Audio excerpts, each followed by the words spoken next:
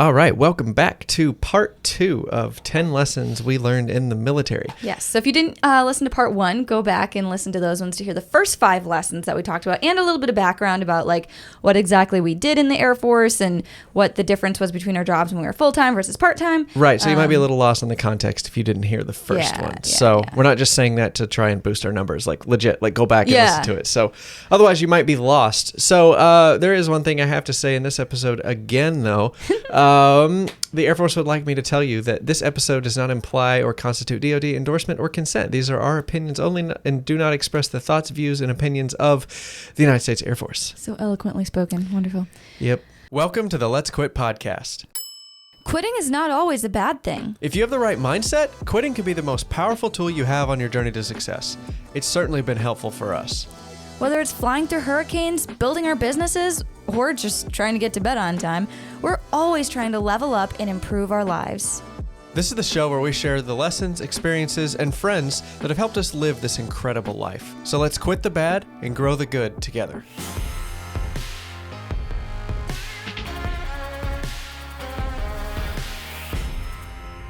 All right. Things we gotta say, you know. Yep. So we left off on step number 5, and now we are going to jump right into it. Lesson number 6. Which is how to stretch limited resources. Yeah, this is a big one. This one is, so let me just talk about this first. So, it's a double-edged sword. You think, how to do more with less.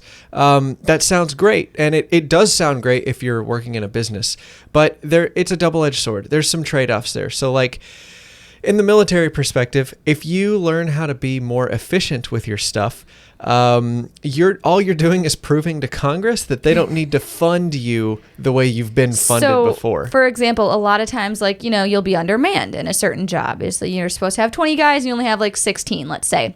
If you keep accomplishing all of your goals and the mission perfectly with just those 16 people, they're going to come to you and say, oh, well, it looks like you can always accomplish the mission with 16. That's saving us some money. Let's just make your new cutoff 16 people. And you're like, no, I've been working my butt off to try to do it with 16 and not 20. But if you let the mission fail and prove that you can't do it with 16 people, you get in trouble for not being a good enough leader to pull it off. So it's a catch-22. There's a lot of sticky situations. You got to navigate them on your own. And overall, we did learn how to do more with less. Right, and that's the benefit, though, is just knowing how to think like that, how to be creative. When it's appropriate to use that tool, it's a fantastic thing to have in your back pocket. So, for example, we had to get really creative with schedules a lot of times. So, when I was writing a schedule for our weather flight, a lot of times there were big exercises we do once a year or twice a year, and we had to have 24/7 support. There always had to be a weather guy there. But maybe we were only 60% manned. So it got real hard to have somebody there 24/7 and switching out people's shifts and, everybody's sitting different forecasting desks. And it took a lot of work to make it happen. And so I learned a lot of lessons with getting creative with schedules, how to move people's hours around, how to switch parts of the job to different people. And it was good. It was hard, but good. Yeah. I was in a career field that was consistently undermanned, and it only got worse for my time there. And sounds like it's gotten even worse since I've left. But anyway, glad that's not my problem to solve anymore. It sucks that there's some people back up there dealing with stuff like that. But anyway, we all signed up to serve. We all got to make sacrifices in some way. So the best thing we can do is just help other people out by trying to be efficient in the areas that we can be efficient at. It just sucks that I don't know, a lesson that was taught to me by more experienced people in the military is to just let it break. Sometimes you just need to let the mission not get done to prove that you need more resources. Because if you keep getting it done, kicking the can down the road, you're not really helping anybody out. You're just burning your people out and making life miserable. So sometimes it's worth it just to take the gut punch. Of course, we could spend weeks and weeks on this, but the whole culture of military, at least on the officer side, you're always worried about getting promoted. You're worried about the promotion board 10 years from now, so you can't let the mission fail today. So a lot of that cultural problems in the Air Force, I think could be alleviated if we just all learned hey, let's make sure we get the important things done, but if some administrative stuff falls through the cracks, all right, it's not the end of the world. Yeah, and I think this has helped us in business too, because when you first start a business and it's only one or two of you, you are literally doing everything. You are in charge of everything. So you're having to do more with less because you don't have anything. And then your equivalent of letting it break to prove that you need more people is like when you finally like cannot do it with just one or two people. You're losing sleep. Like, well, I mean, we've done this before. Like, we have skipped weeks with YouTube videos. Yeah. We've learned that, like, it's not worth killing ourselves to put out a poor quality video. Mm-hmm. The easiest thing for us to do going forward is to not put out a video, take whatever punishment YouTube has for us, not, the algorithm and everything. Like, sometimes that's the easiest way out because, a poor video sometimes will backfire and make it worse on our personal lives than, just waiting till the next week. So just knowing when and how to spend your limited resources, I guess, is the lesson. Yep. So that moves us on to number 7. Which is know who your boss is. You would explain this? So basically, I feel like in the Air Force, you have a lot of bosses a lot of the time. But it's important to understand like who's really in charge of you and what did you really sign up for. For example, Davis didn't get his job that he wanted or that the Air Force even paid for right out of the bat, or right out of the gate. He got missiles first and instead of weather and had to work through that. And it was basically understanding like who's my boss here, and that is the Air Force. I signed up to serve in the Air Force and give everything like up to and including my life. So if I didn't get the job I wanted, like that's life. I signed up to be in the Air Force and I'm playing his game. Yeah, so there's another saying that I learned a couple of years ago. The saying is, you take the man's money, you play the man's game. Yes. So, and this applies to literally anything in life. I don't care if you're playing a sport. I don't care if you've got a regular job, corporate job or whatever. You agreed to do a job for a certain amount of money. Now, you totally have the right to say that that's not fair, but sometimes you don't. Mm-hmm. Sometimes, especially with the military service, you have signed up for an unfair agreement. That's why it's called a service. Mm-hmm. Uncle Sam has to take from you more than he gives you. That's just how it's built. And we're fortunate that, we didn't lose our lives or really anything significant for our lives. If anything, we made off better because we learned some lessons. But we can't sit here and complain about not getting the job we wanted or something like that. Now, there's also something to be said about the recruiting tactics that the military uses. I don't think that, in Davis's opinion, I don't think the military is super upfront and honest about the types of jobs that you're more likely to get. I've heard and seen some very sketchy stories from military recruiters to get people to sign up, but if they were straight up honest, people wouldn't sign up for the military. So it's a hard balance. I get it. It sucks, but you really got to know who your boss is. You got to know at the end of the day, what did you sign up for? Whose game are you wanting to play? Mm-hmm. If you want to play your own game, okay, that's fine, but you got to finish out your contract first. If you want to go be selfish and you want to go do your own thing, all right.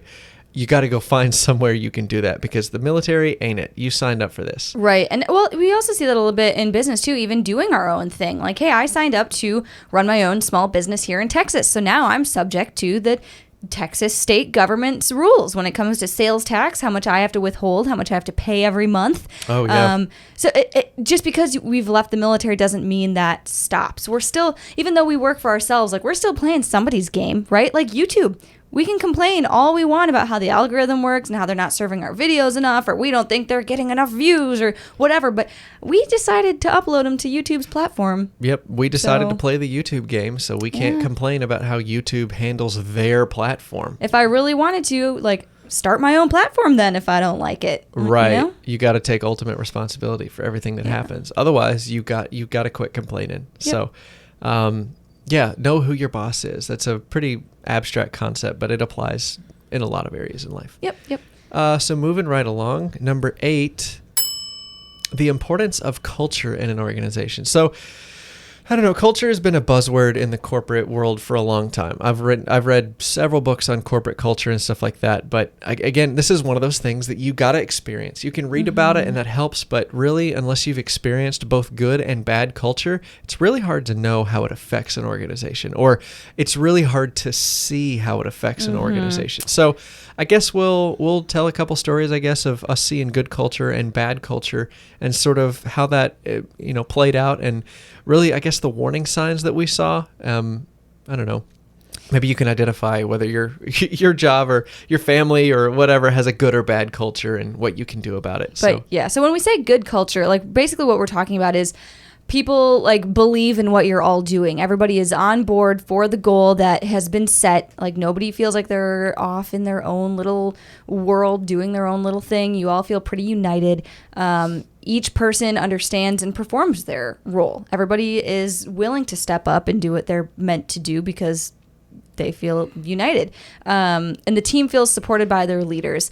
So it's not like the leaders set all these big goals and then are like, all right, come talk to me when it's done. Bye. Right. You know, how many times? Yeah. How many times has the manager walked in the room and said, all right, guys, we're going to double profits by next quarter. And it's like, you're funny. Like, it's like, bye. No, like in a good culture, like we want to support the manager. We want to help them succeed also. Yeah, and also some other elements of good culture is the team feels supported by their leaders. Not only like are the leaders like driving the bus in a good direction, everybody's happy with the direction the bus is going. Yeah. And everybody's just moving and gelling in the same way. And if you do that, people will find reasons to stick around. Yep. Your going aways will be very sad. When somebody leaves because, life or family or a different job offer or whatever, like it's going to be sad. People are going to shed some tears. There's going to be cake. There's going to be cake. There's going to be cake. Like, I don't know. I was talking to a friend not too long ago and they were leaving a certain job and they were upset that everybody else was upset. And I was like, what do you mean, dude? Like, you want people to be upset when you leave. Like, no, you don't want people to be upset, but like, it's a good thing that people are upset because that means they like you. That means they respect you. That means they enjoy working with you. Yeah. So this person was taking this like really hard and really critically, but it was really cool that like, I don't know, I could get them to see with this experience, like, yo, hey, it's a good thing that people are sad that you're leaving. Mm-hmm. So they were able to take that as a confidence boost instead of, a negative thing. So good culture, it snowballs. Culture just snowballs. Like culture really magnifies on itself and you will get 10 times more out of your culture than what you put into it. If you put good into it, you'll get good out. If you put bad into it, you'll get bad out. And on the topic of bad culture, I was in a career field that was literally broken. Just Google missiles, like nuclear missile cheating scandal. I won't like bog you down with, all the details of it, but just Google that and you will find a ton of crazy stuff that was going on. And that was the reason, I found out much later, that was the reason that I was put in that career field is because they were taking other people that were supposed to do really well in other career fields, sending them to missiles and expecting them to fix it from the bottom up.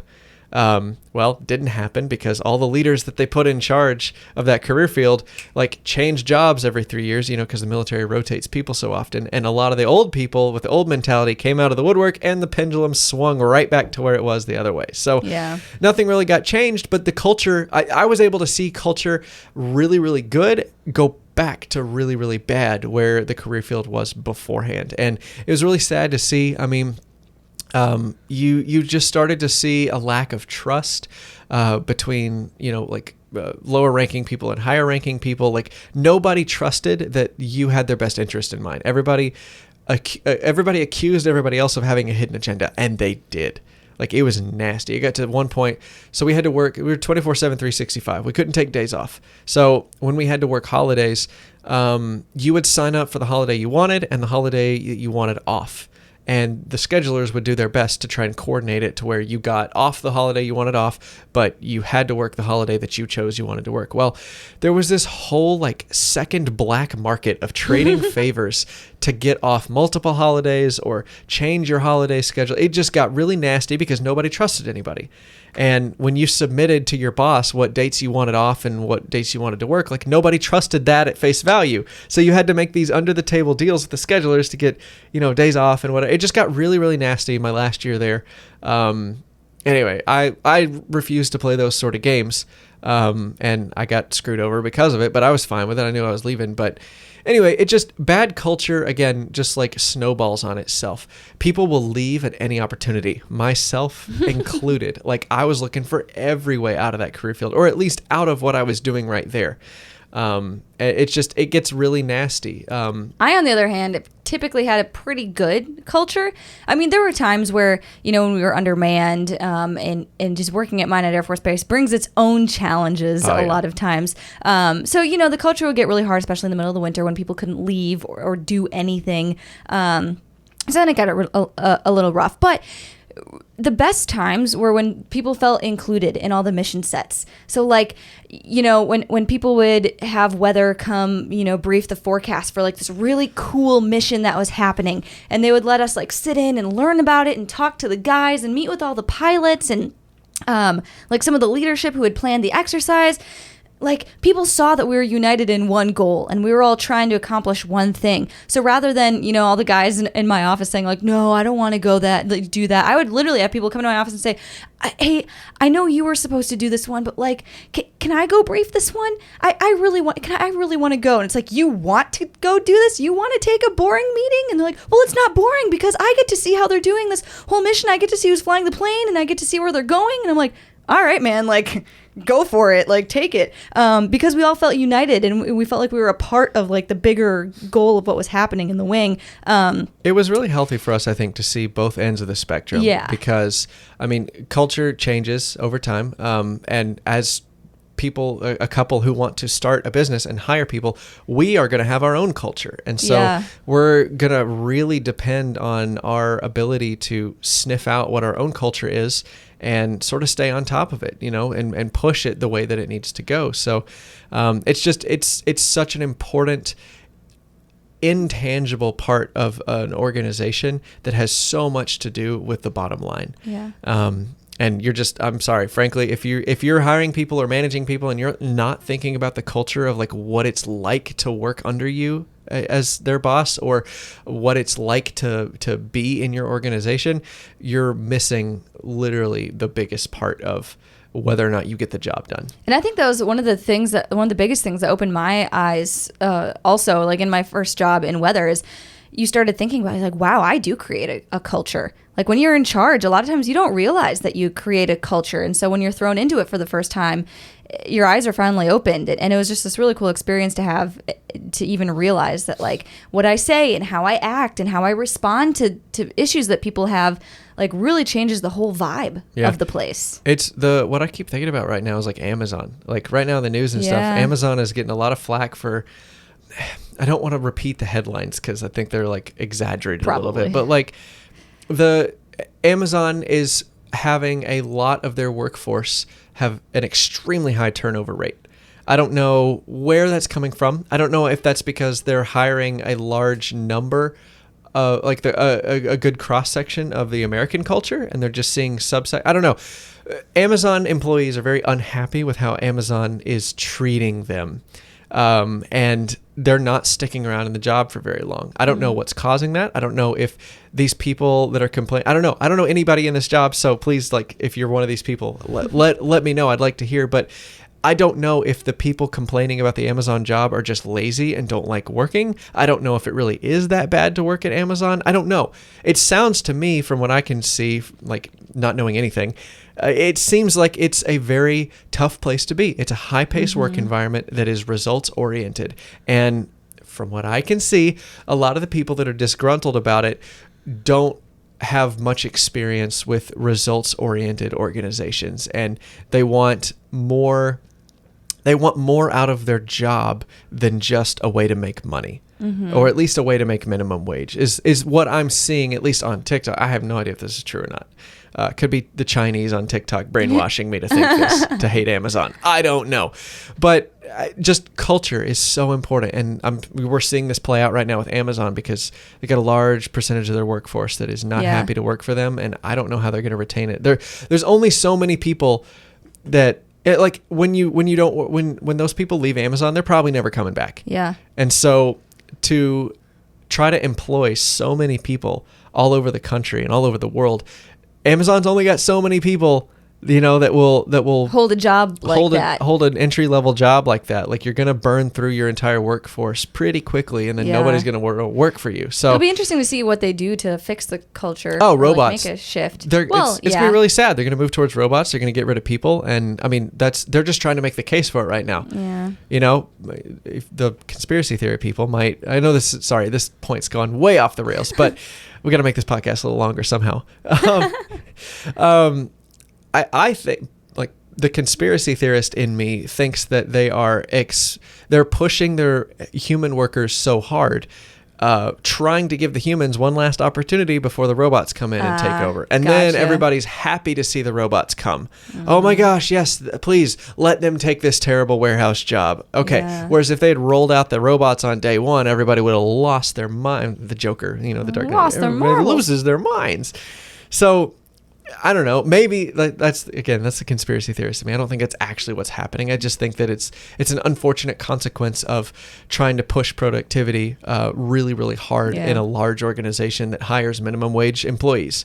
Mm-hmm. So I don't know. It's going to be really tough to navigate. I'm glad I'm not at the helm of Amazon. Yeah. But we're silly if we don't think we're going to have to make similar type decisions in our business going forward. So I don't know, because we're going to have people sick of making charcuterie boards. Yeah. I can already see the meetings now. Somebody's be like, hey, I just really hate making charcuterie boards. Or sick of just constantly sticking them in laser engravers and hit and go. That's repetitive. So anyway, culture is important. We're going to have to deal with it. And lots of stuff on the horizon there. Yes. But it was good to have that experience and see it. So which brings us finally to number 9. Which is how to relate your needs to others' needs. Which, funny enough, tastes, smells, and looks a lot like sales because it basically is. Yep. Like, especially in the Air Force, if you wanted anything done at your level, you basically had to tie your desires to a need of somebody who was like higher ranking than you. Yep. So, for example, like in my weather shop, I really wanted this thermometer that could take, like this laser thermometer that could take ground temperature readings, because a lot of times the first snow that came in North Dakota would just melt once it hit the ground. So everybody was expecting like this huge storm that was going to produce like 5 inches of snow in like way early in the winter, like September or something like that. And everybody was going to think it was a crazy blizzard. I was like, well, if the ground's above freezing, it's all just going to melt anyways. Like, so we don't really need to be freaking out. I'm like, well, how do we know if it melts? Got to figure out what temperature the ground is. And so I couldn't just say, hey, I want X amount of dollars to buy this thermometer. I had to write up this whole contract that said, hey, if I get this thermometer, I'll be able to better predict the first snow. And that exercise or like those training like things that you always do in October, we're going to be way more accurate, and you'll have like a higher percentage chance of being able to take off on that runway if we like know the ground temperatures. I couldn't just barge in there saying like, hello, my nerdy self, I want this special weather thermometer. I had to tie it to the needs of somebody who outranked me, which was, can we get more airplanes off the ground in the winter? Right. And it just, I don't know, call it bureaucracy, call it corporate and infection. I don't know, like everybody's got a little name for it, but essentially it's just sales. Yep. It really is. And we learned early on in our careers that, shooting straight with people or giving clear communication is not always the best way to go, even if that's what people are asking for. People want to be sold. They will not act as impartial judges based on the merits of ideas. You really do need to hang your ideas on something that benefits them. In some cases, you might even want to hide the fact that it benefits you. You might even want to make it sound like it's harder on you. Because otherwise, again, people are going to second guess. Why are you bringing me this idea?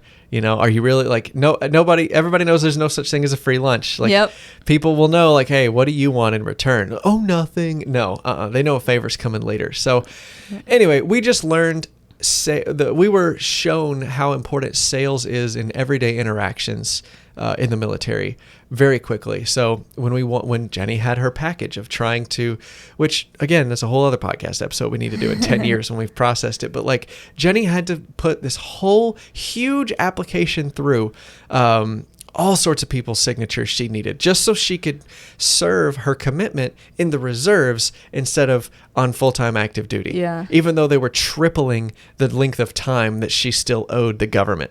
It just made no sense of why you needed that many signatures for it, but Jennie had to do it. And so she had to find some way to convince these other people that it was going to be better for them if they signed this piece of paperwork that was very, very important to Jennie and ours future. So she basically said, like, I don't know, did you ever sell them on it? Like, did you ever come up with a line on how you got them to sign it? Gosh, that was really hard to do because you're not just selling to sign, because once they signed it, they knew they were losing you. So there really wasn't like a physical... Well, you weren't even losing, like, oh my gosh, I'm going to have a freak out right now. Well, losing them to their it's unit, still the but same not Air Force. Not losing you out of the Air Force. They treated us, I'm sorry, I'm going to rant real quick. They treated us, give me 10 seconds. They treated us like we were defecting to Russia. Like, they thought we were spilling the nation's secrets and, like, abandoning the patriotism of the country we grew up in. We're like, guys, all we're doing is going from active duty to the reserves. I'm still wearing the exact same uniform you're going to wear. They treated us like dirt. One dude even, like, told you straight up, was like, this is a bad decision. You don't need to do this. Yeah, he's like, wow, quitter. And I was like, I'm in the same Air Force as you, my friend. Anyway, wearing the same uniform. It's the thing with the crawfish. Have you heard this? I don't know. You know, you're boiling all the crawfish and they're all like, you know, they're all trying to get out of the pot because they're all in boiling water. Yeah. And if one of them starts to make it up too far of the rim, the other ones are going to grab it by the tail and pull them right back down. Oh, I'm glad I'm not a crawfish. You've heard that saying before, right? No. Oh, well, yeah, it's like a common saying in like humanity of like, oh, wow. As soon as somebody tries to scramble out and save themselves, like the other crawfish like pull you back in. Well, I've heard that. I just haven't heard it in the form of crawfish before. Yeah, so interesting. But that's what it is. Like, that's a very dramatic way to say it. But like, what you're saying when you leave active duty is you're saying, I don't want this. This is not right for me. And all the people that have spent 20 years in the military are like, what do you mean it's not good enough for you? It was good enough for me. Am I not good enough Which for you? Which is like not at all what I'm saying. Like, well, not it kind of is. Well, but like, I just want a different job. We want different lives. Like, right.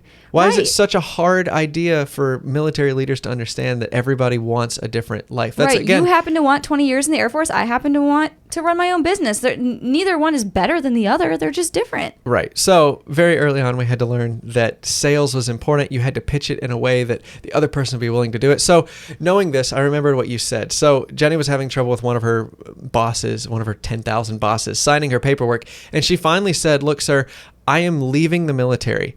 It can either be in 2 years or it can be in 10 years. If you really want to keep me in the military, sign this paperwork. Yeah, I forgot I had that line. Yeah. I had so many lines that I would like. But because he felt like he was keeping you in the military longer, that's why he signed it. Yeah. He's like, well, she's already a lost cause. Maybe I can keep her. Maybe I can keep her on our team for just a little bit longer. It was such a screwed up mentality to have. But you're trying to accomplish something difficult. You're going to have to do stuff like that to get it done. So got to relate what you want to others' needs. Which is what we do now, selling our products. Like, as much as I would love to just go out and say, oh, I make cutting boards. Everybody wants a cutting board. It's just pretty, and I engrave your name on it, and it's useful. Here you go. Like, no, I have to tie it to a need. Realtors, they need closing gifts. Hey, it just so happens I can engrave their name on the back of a cutting board, and their homeowners will love it. Cool, I have to tie my needs now to their needs. Or I have to find a chef that wants a really nice, thick cutting board made out of hardwoods. I'm tying myself to their needs because they need a high quality, like, cutting board. How it works, you know? Yeah, so sales. And the last one. This one, I saved the best for last. Yes. These are in no order, but this one's pretty good. This one made my blood boil a few times in the military. So if everything is important, nothing is important. I'll try to be very brief on this one because I gave you a good freak out on the last one, so I'll try to restrain myself on this one. If everything is important, nothing is important. The more that you say, the less value your words hold. The more priorities that you have, the less important they all become. Right, the less power you give each of them. Yeah, so where I learned this was before we went out to the field every morning in the missile field, we would go on 36-hour shifts. There were 24-hour shifts, but with travel time and preparation and everything, it ended up being 36 hours. You guys know how it is. 8-hour workday isn't really 8 hours. So we'd go on these 36-hour shifts, and every morning we would have this big meeting, all 30 people going out. We'd talk with maintenance, we'd talk with scheduling, we'd talk with security forces, we'd talk with our leadership, we'd talk with everybody about what was going to happen in the next 24 to 48 hours. And we would, just prepare for maintenance to come and all that sort of stuff. It was all good information, but everybody made their stuff sound like the world was going to end if it didn't get done. And so everybody was giving reminders and checklists and all, like, literally we would spend sometimes 2.5, 3 hours before we got in the trucks to drive out to the site just talking about what was going to happen. And it became very clear to me very soon that, like, you get there's this thing in, like, operations world that, like, you get task saturated. You get so many things going on that you don't know which way is up.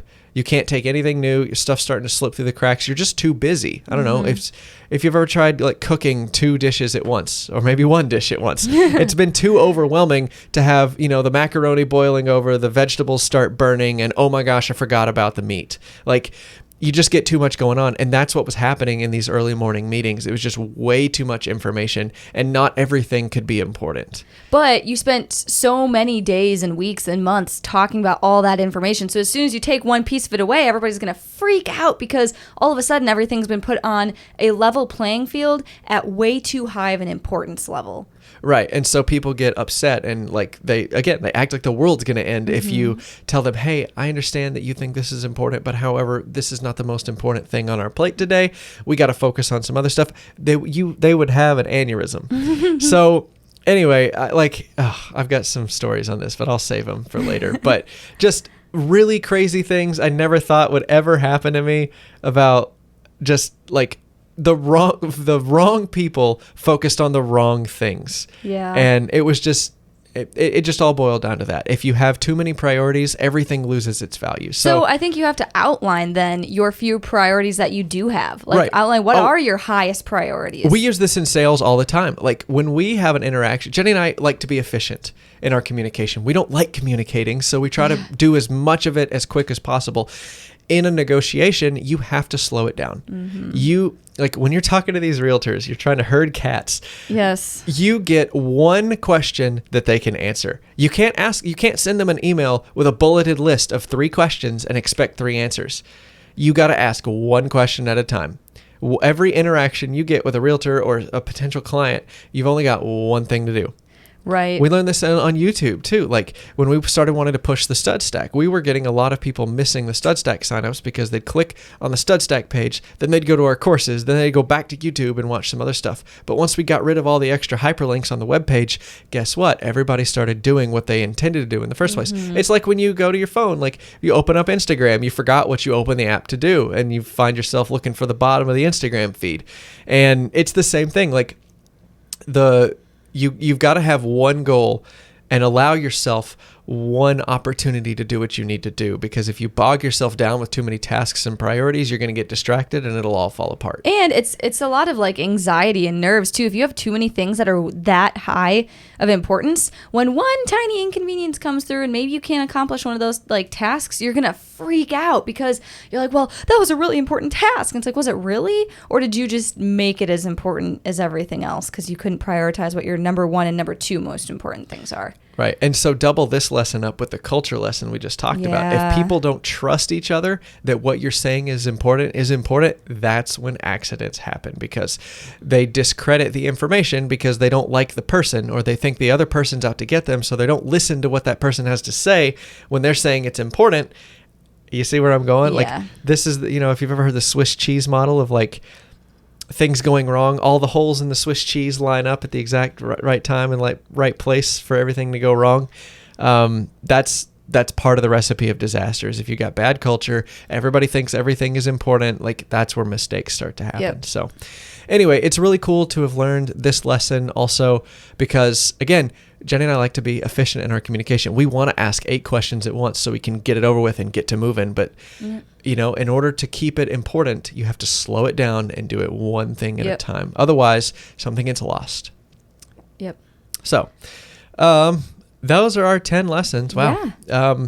That was, I think we did good. Yeah, it went much faster this time because we didn't have to do the intro like we did last time to explain. Yeah. So like we said at the beginning, if you didn't still hear the 33 intro, minutes so far. Go wow. listen. But yeah.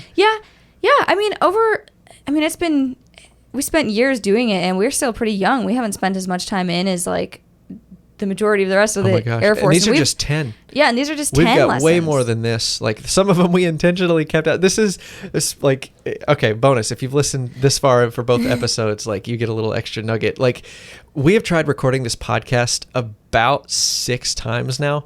Over the span of months, too. Yeah, the last 6 months. Because these lessons are hard-won lessons for us. They're very emotionally loaded. There are some lessons we intentionally pulled out of this list because we couldn't handle telling the story. Not because anything terrible happened, but just because we haven't processed fully. We don't have enough distance on the event. And some of the lessons we learned because like we failed the first time, or somebody around us like failed us so poorly that's hard to talk about. Yeah.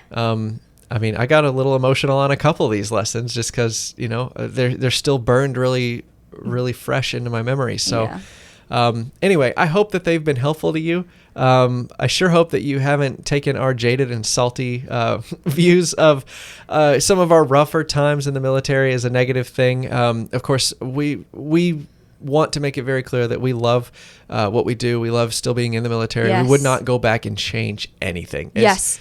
I would not change a thing. I wouldn't change my job. I wouldn't change the people. I would definitely not have chosen this path. Yeah. But I would not choose anything different now, knowing that that's been in our past. Yep. So it's been a great experience for us so far. We have many, many, many more lessons to learn going forward, even though we're part-time in a different unit. Yep. We're learning more each and every day. These are just 10 random lessons that we have learned and have distilled from our time. And honestly, like, now that we've gone through and talked through all 10 of these, I'm kind of surprised to see how many like do directly to like relate to things we're doing in our businesses. You're really right. Yeah. I didn't think that like all these fundamental principles of how we do things like directly came from experiences we had in the military. So not that we never did them before, but like we never consciously did them before until we've been burned by them or we saw how well it worked when we did use these techniques. Yeah. So anyway, if you try some of these or if you've learned some of these lessons, we'd love to hear about it. You can always send an email to the Let's Quit podcast at gmail.com. Not the Let's Quit podcast. Nope, but just Let's Quit just podcast. Let's Quit podcast at gmail.com. Yeah, we'd love to hear from you. And please share the show if you thought it was helpful. Yeah, that's about all I got to say. Yeah. Thanks for listening to us ramble about our life lessons for 2 episodes now. You guys are great. All right, and we'll pick it back up next week, hopefully with your regularly scheduled programming. Yes.